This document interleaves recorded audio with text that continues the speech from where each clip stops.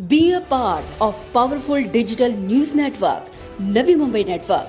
तो सब्सक्राइब करें और नोटिफिकेशन पाने के लिए बेल आइकन पर जरूर क्लिक करें।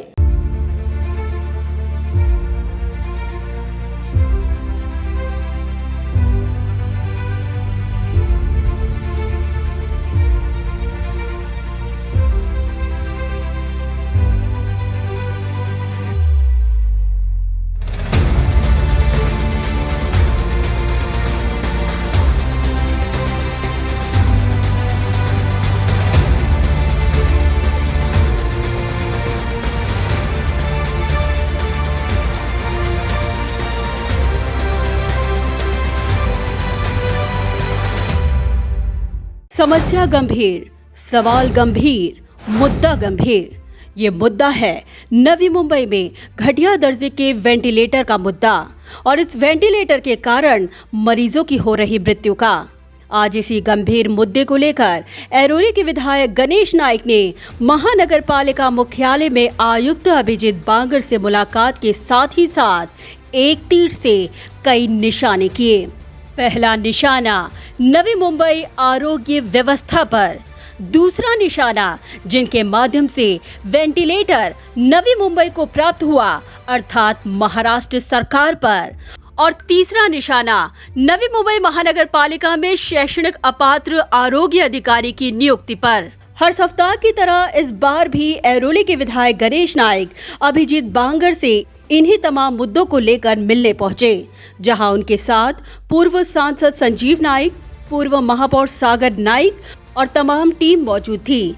इस दौरान गणेश नाइक ने आयुक्त अभिजीत बांगर से मुलाकात के बाद सबसे पहला और सबसे गंभीर मुद्दा यही रखा कि मनपा के खेमे में जो वेंटिलेटर प्राप्त हुए हैं वह केंद्र सरकार के आरोग्य विभाग के दिशा निर्देशों के अनुसार खरीदे नहीं गए हैं। जो वेंटिलेटर खरीदे गए हैं उनकी सही प्रकार से फंक्शनिंग नहीं होने के कारण वेंटिलेटर के घटिया दर्जे के कारण मरीजों की जान जा चुकी है। गणेश नाइक ने कहा कि वेंटिलेटर किस कंपनी का था, उसे ISI मार्ग है या नहीं, राज्य सरकार के क्वालिटी कंट्रोल कमेटी द्वारा तय दर्जे के अनुसार उसे खरीदा गया है या नहीं, किसने खरीदा और क्यों खरीदा, इसका संपूर्ण अहवाल आयुक्त अभिजीत बांगर जनता के समक्ष रखें। आणि म्हणून जवळजवळ 20% रुग्ण हे नवी मुंबईच्या बाहेर। आता नवी मुंबईच्या बाहेरच्या रुग्णांना खाजगी रुग्णालयामध्ये आपण ते प्रतिबंध करू शकत नाही आणि इमर्जन्सीमध्ये कोणालाच प्रतिबंध करू शकत नाही। आणि म्हणून त्या ठिकाणी आलेले व्हेंटिलेटर यांचा दर्जा निकृष्ट आहे। जे केंद्र सरकारच्या आरोग्य यंत्रणेनं जे व्हेंटिलेटरचे निकष ठरवून दिले होते, राज्य सरकारने दिले होते, त्याच्या व्यतिरिक्त काही निकृष्ट दर्जाच्या कंपनीचे व्हेंटिलेटर आले आणि ते प्रॉपर फंक्शन न झाल्यामुळे काही रुग्णांना मृत्यू आला। अशा प्रकारचं रुग्णांच्या नातेवाईकांची तक्रार आहे। ही बाब मी माननीय आयुक्त बांगर साहेब यांच्या कानावर घातलेली आहे आणि त्या बाबतीमध्ये एकूणच खरेदी केलेले व्हेंटिलेटर कुठल्या कंपनीचे, त्यांना ISI मार्क आहे की नाही, केंद्र सरकार राज्य सरकारच्या त्या क्वालिटी कंट्रोल कमिटीनं ठरवून दिलेल्याच्या व्यतिरिक्त जर असतील तर ते कोणी खरेदी केले, का खरेदी केले, त्याचा संपूर्ण अहवाल तुम्ही जनतेसमोर ठेवला पाहिजे। व्हेंटिलेटर गेले त्याचे पैसे देणार नाहीत ही काय जमेची बाजू नाही। निकृष्ट दर्जाच्या व्हेंटिलेटरचा त्या ठिकाणी वापर केल्यामुळे ज्यांचा जीव गेला तो जीव काय परत येणार नाही आणि म्हणून याच्यावर मी प्रकर्षाने त्यांचं लक्ष वेधलेलं आहे। इतना ही नहीं, गणेश नाइक ने अभिजीत बांगर से शैक्षणिक पात्र न होने के बावजूद भी गलत तरीके से किसी के इशारे पर आरोग्य विभाग में अधिकारी की नियुक्ति के गंभीर मुद्दे को उठाते हुए कहा कि संबंधित अधिकारी के कार्यकाल में असंख्य गलत फैसले और काम करने के कारण आज नागरिकों का जीवन धोखे में आ चुका है। ऐसे अधिकारी की नियुक्ति किसने की, वो अधिकारी कौन है, उनका नाम सार्वजनिक होना चाहिए। चाहिए और इसीलिए उन्होंने आयुक्त से जांच समिति का गठन कर इस पूरे मामले में जांच करने की मांग की। त्यालाच मी आयुक्तांच्याकडे ह्या गोष्टीची विचारणा केली की मधल्या काळामध्ये ज्यांची शैक्षणिक अर्हता योग्य नाही, ज्यांचा अनुभव योग्य नाही, अशा काही घटकांना महापालिकेच्या जबाबदार ठिकाणी नेमणूक त्यांची केली गेली, त्यांच्याकडून चुकीची कामं झाली, तर अशा प्रकारच्या नेमणुका कोणी केल्या, का केल्या, शैक्षणिक अर्हता का तपासल्या नाही, अनुभवाचे निकष का त्या ठिकाणी पाळले नाहीत आणि अशा चुकीच्या पद्धतीनं झालेल्या नेमणुका, त्यांच्याकडून झालेली चुकीची कामं, त्यांनी केलेला कारभार हा संशयातीत आहे. लोकांच्या मनामध्ये त्या कारभाराची शंका आहे आणि म्हणून त्या कारभाराची चौकशी व्हावी. एकूण सगळ्या नेमणुकांपासून तर त्यांनी केलेली कामं, त्याच्यात योग्य अयोग्य, याच्यातून चुकीच्या पद्धतीनं काम केल्यानंतर आर्थिक नुकसान झालं मी समजू शकतो, परंतु जर उद्याला त्यांच्याकडून चुकीच्या पद्धतीनं हाताळणी केल्यामुळे जर लोकांचा जीव गेला असेल तो भरून निघण्यासारखा नाही. आणि म्हणून अशा प्रकारची यंत्रणा कोणी राबवली गेली, तो कोणीही असो, त्याचं नाव समोर आलं पाहिजे, पब्लिक डोमेनमध्ये आलं पाहिजे, जनतेला चुकीच्या पद्धतीने होणाऱ्या गोष्टीची माहिती मिळाली पाहिजे, म्हणजे जेणेकरून भविष्यकाळामध्ये चुकीच्या गोष्टी घडणार नाहीत. म्हणून मी समिती नेमून त्याचा शहानिशा करण्याची मागणी केलेली आहे. त्याने चुकीची गोष्ट केली असेल तर त्याला एकूण नियमाचा भंग केला, कायद्याचा भंग केला, म्हणून जी काय चुकीच्या कामं करण्याची जी शिक्षा मिळाली पाहिजे ती मिळणारच आणि त्याच्याकरता आम्ही आग्रही आहोत. गणेश नायक की सबसे प्रथम और सबसे महत्वपूर्ण मांग अर्थात नवी मुंबई मनपा वाशी अस्पताल कोविड फ्री करना, और आज उन्हीं की मांग को पूरा करने में आयुक्त अभिजीत बांगर ने अपनी हलचल तेज कर दी है.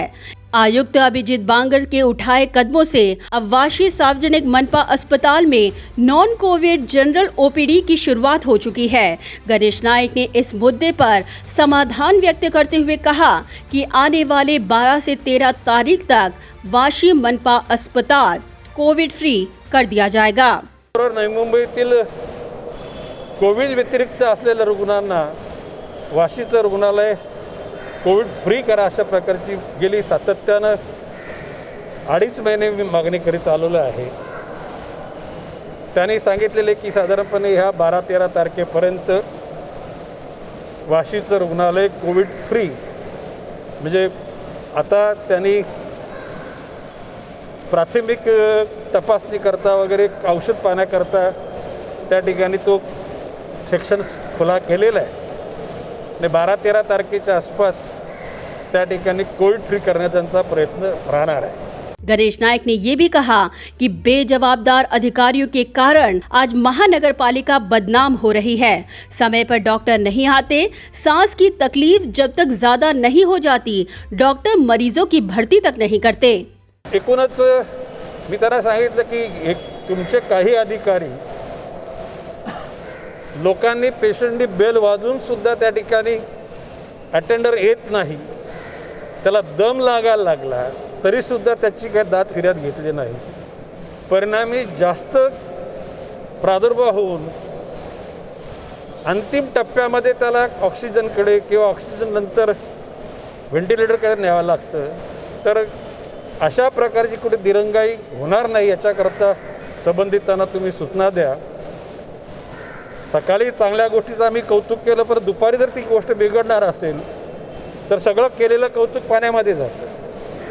सर्व अधिकारी नालायक आहेत असं आमचं म्हणणं नाही, परंतु काही बेजबाबदार अधिकाऱ्यांच्यामुळे महानगरपालिकेच्या प्रशासनाला टप्पा लागतो. नाही बाब अशी आहे की PPE किट घातल्यानंतर कोविड पेशंटच्याकडे जायला काय भीती वाटते. तुमच्याकडे संरक्षण यंत्रणा असेल तर तुम्ही जायला पाहिजे, तुमचं कर्तव्य तुम्ही पाळलं गेलं पाहिजे. आणि अशा प्रकारचे जर कोणी जर आरोग्य यंत्रणेतील लोक जर करत नसतील तर त्यांना त्यांच्या अनुषंगाने त्यांची विचारपूस करून त्यांच्यावर योग्य कारवाई केली पाहिजे. गणेश नायक ने ये भी कहा कि आज कंटेनमेंट जोन में लॉकडाउन के नियमों का सख्ती से पालन करवाने में बढ़ती जा रही कोताही के कारण आज कोरोना संक्रमण का ग्राफ तेजी से बढ़ रहा है। इसीलिए उन्होंने आयुक्त अभिजीत बांगर से ये मांग की कि वे नवी मुंबई पुलिस आयुक्त विपिन कुमार सिंह से मुलाकात कर नियमों का सख्ती से पालन करवाने की दिशा में कदम बढ़ाएं। वहाँ पे लोग बैठे हुए हैं, आ रहे हैं, जा रहे हैं, कंटेनमेंट जोन है, लेकिन उसके पर जो नियमों का अवलंबन न करने के कारण बड़ी मात्रा में संसर्ग बढ़ रहा है और उसके जरिए संख्या बढ़ रही है। तो माननीय आयुक्त बांगर साहब को उनकी ध्यान मैंने उधर खींचा है कि ड्रेस होगा पुलिस का तो पुलिस लोगों के मन में एक कानून का डर लगता है।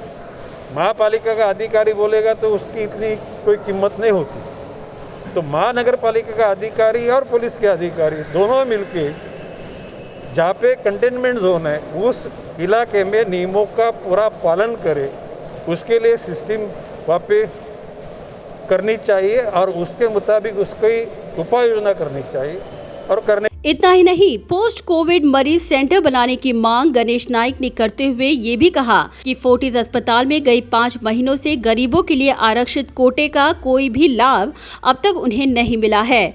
इसीलिए इस कोटे को रिस्ट्रक्चर कर गरीब मरीजों को इलाज देने की मांग भी गणेश नाइक ने आयुक्त अभिजीत बांगर से की। देखिए कि कोविड होने के बाद निगेटिव सर्टिफिकेट मिला, इसका मतलब वो पूरा ठाकटिंग हुआ ऐसा नहीं।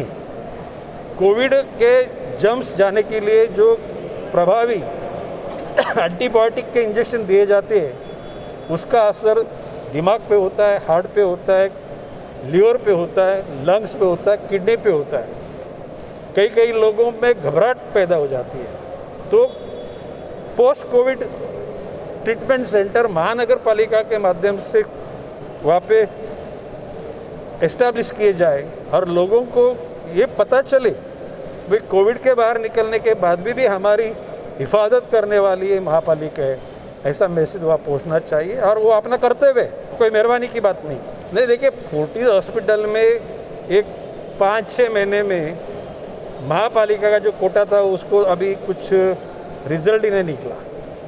तो अभी फुर्सत में वो जो 800 पेशेंट का जो सिलसिला है ये 6 महीने में जो नहीं हुआ वो आगे उसको रिस्ट्रक्चर करा के अपने महापालिका के जो गरीब पेशेंट्स है उनको फ़ायदा मिलना चाहिए, उसके बारे में मैंने उनको सूचित किया है। जिस प्रकार आज गणेश नाइक ने एक तीर से कई निशाने किए और महानगर पालिका के अंदर गलत तरीके से अधिकारी की नियुक्ति और गलत निर्णय की कलई खोली, उससे ये तो तय है कि मनपा के अंदर सब ठीक नहीं है और अगर हकीकत सामने आए तो कई नाम सामने आ सकते हैं।